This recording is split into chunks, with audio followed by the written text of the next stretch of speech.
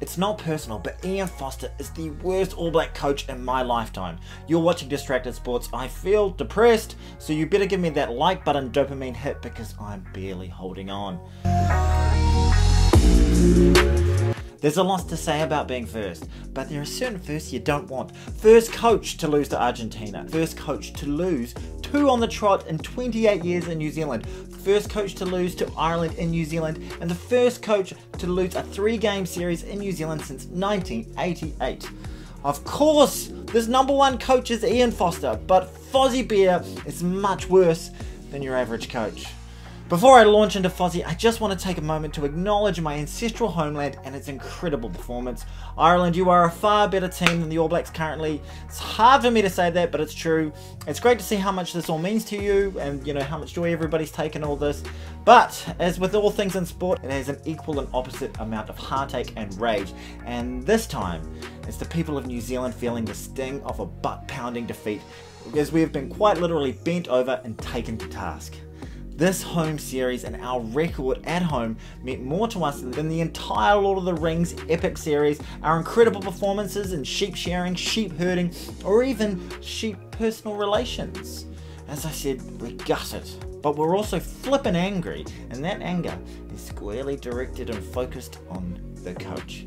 Ian Foster is the man with the worst All Black coaching record in the modern era by an incredibly wide margin. This is not personal, but he's not a good head coach. He's never been a good head coach. And given the mantra of the All Blacks is to leave the jersey in a better place, no one single human has ever done more over a shorter period of time to take that great team backwards. He's the guy who's taken the jersey, put it in the wrong wash cycle, and then shrunk it in the dryer. In short, he has done for the All Black jersey what the Titanic did for ocean liners. He's sinking it. The aura is gone. It sucks being a hater. It sucks advocating for someone to be fired. God knows I haven't had a flawless work history, but my job doesn't rely on fans, public buy-in, and include widespread media coverage. But his does, and it's my opinion that if he's the coach, we have next to no chance of winning the next World Cup in 2023. I am so confident of this, I'm willing to make this bet. If he's the coach and we win the World Cup, and if this video gets 75,000 views, I will get a tattoo of Fozzie's face on my left butt cheek with the words "I'm sorry" underneath it. This I solemnly swear. Ian Foster has just lost a series to the Irish national team in New Zealand. Now the Irish were brilliant, a far better team than New Zealand. But, however arrogant as this may sound to fans outside Aotearoa, New Zealand had a team with a level of talent that was far greater than the Irish. As evidence of this, 4 of the Irish players, Jamieson, Gibson Park, Bundy Aki, Joey Carberry and James Lowe, are New Zealand born. I harbour no ill will towards these players and hold nothing against Ireland for making the most of the talent that lives in their country. But in terms of the Kiwi Irish lads, these were Kiwi kids who grew up dreaming of the black jersey. They learnt the game here, and all but Joey Carberry, who went home at age 11, became professionals here. But even they knew, in regards to talent, they were so far off the pace from playing at an international level that they moved offshore to make as much money as possible. Just purely based on talent, these guys wouldn't have had the X factor to play in the black jersey. But full credit to them, they were good enough and talented enough to play for Ireland. But how is it the team they were talented enough to play for, Ireland, could then beat the team in black, a team they were never talented enough to play a single game for? That was horribly worded, I'm sorry. I'm struggling to follow that, and I wrote it and performed it and now we're editing it. So if you did, congratulations. It's not really the best point ever, but if you want to turn it off just based on that, I don't blame you. That's okay. But otherwise, forge ahead. Thanks. Ding, ding, ding, ding, ding! The correct answer is coaching. The Irish have a far better coach. Farrell was just so much better in every department, from their multi-dimensional attacking structures to their well thought out set piece.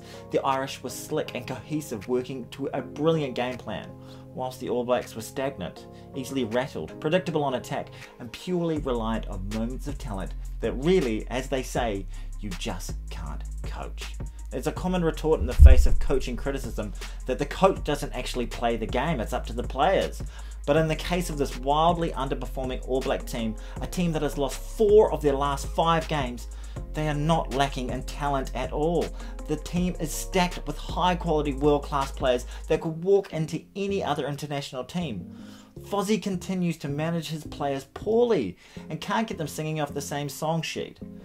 The problem with this team is the coach. So let's talk about Ian Foster. Ian Foster was a handy rugby player. He played 148 times for Waikato and managed to get 28 appearances for the Chiefs. He was not the best 10 in the country, but he worked hard and he was handy enough. But he was never in the frame for international level footy. He and I have that in common. He then set his sights on coaching. He coached the Chiefs with a passably average win record, but certainly not the best. He was then called up by Shag to be an assistant coach. Upon his departure, the incumbent at the Chiefs, Dave Rennie, current coach of the Crims across the ditch, led the Chiefs squad to back-to-back Super Rugby titles in 2012 and 2013. Fozzie then became assistant coach of an excellent All Black team, which won the 2015 World Cup.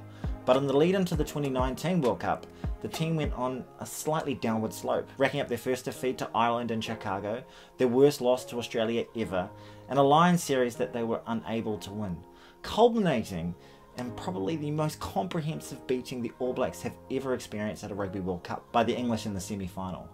A game that was a clear indication that the Northern Hemisphere had worked out our structures and we had no answer for theirs. We were certainly not the best.